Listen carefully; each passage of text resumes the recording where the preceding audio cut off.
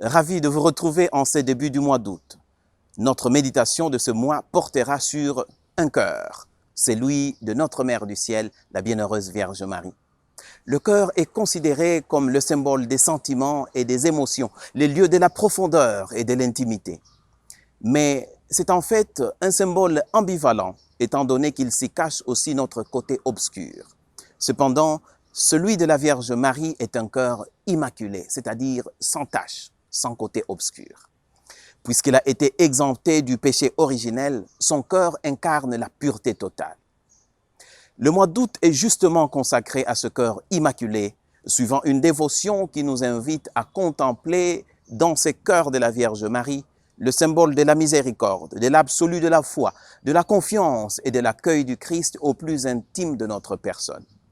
C'est depuis le XVIIe siècle que Saint Jean Eudesse a initié cette dévotion en l'unissant à celle du Sacré-Cœur de Jésus. Et en pleine guerre mondiale, le pape Pie XII a consacré le genre humain au cœur immaculé de Marie en 1942. Vous vous rappellerez que cette dévotion mariale était d'une grande aide durant cette époque de guerre. De la même manière que cette consécration a tenu lieu d'actes spirituels pour la paix mondiale, prions pour la paix en République démocratique du Congo et dans le monde entier, en nous confiant au cœur immaculé de Marie. Profitons spécialement de la solennité de l'Assomption célébrée le 15 août, mais que l'Église Famille de Dieu en République démocratique du Congo célébrera de façon anticipative dimanche 10 août.